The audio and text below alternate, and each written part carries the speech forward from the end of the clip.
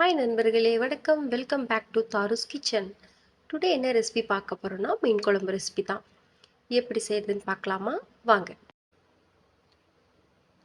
சின்ன வெங்காயம், பூண்டு இதை தோல் உரித்து எடுத்து வச்சுக்கலாம்.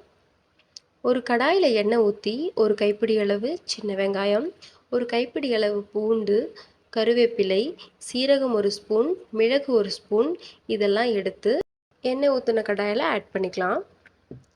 வெங்காயம், சீரக மிளகு, பூண்டு இதெல்லாம் நல்லா வதங்கணும். நல்லா வதங்கி வரும்போது ஒரு 3 பழுத்த பழம் தக்காளி எடுத்துக்கலாம். அது நல்லா கட் பண்ணி வதங்கின வெங்காயத்தில் இந்த தக்காளியை நம்ம ஆட் பண்ணி தக்காளி நல்லா வதங்குற வரைக்கும் நம்ம வெயிட் பண்ணலாம். தக்காளியிலே ஒரு 4 துண்டு தேங்காயும் நம்ம போட்டுக்கலாம்.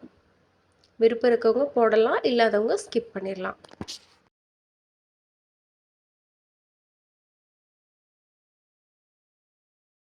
இப்போ எல்லாமே நல்லா வதங்கிடுச்சு.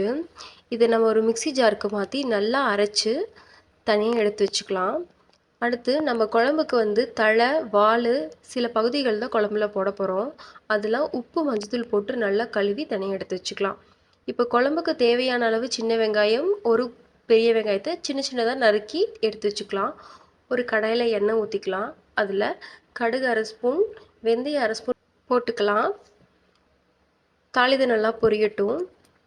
அடுத்து நம்ம கட் பண்ணி வச்சுருக்கிற வெங்காயத்தை இதில் ஆட் பண்ணிக்கலாம். வெங்காயம் நல்லா வதங்கிறதுக்கு நமக்கு தேவையான அளவு உப்பு அதில் சேர்த்தி வெங்காயத்தை நல்லா வதக்கலாம். வெங்காயம் நல்லா இப்போ வதங்கி வருது.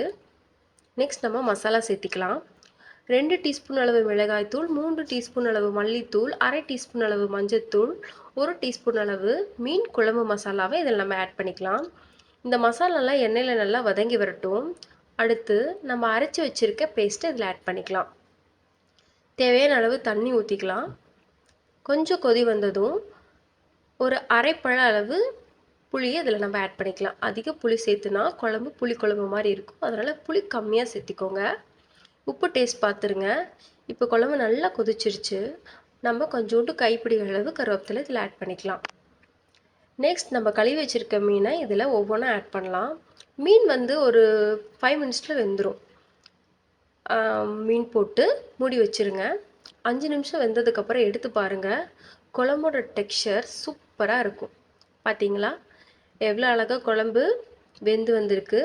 மீன் பாருங்கள் எவ்வளோ அழகாக இருக்குது. இதே ரெசிப்பியை நீங்கள் வீட்டில் கண்டிப்பாக ட்ரை பண்ணி பாருங்கள். ட்ரஸ்ட் மீ சூப்பராக இருக்கும். என் குழந்தைங்களுக்கு ரொம்ப பிடிக்கும் இந்த மீன் குழம்பு. நீங்களும் ட்ரை பண்ணுங்கள். மறக்காமல் என் சேனலை சப்ஸ்கிரைப் பண்ணிக்கோங்க. தேங்க்யூ.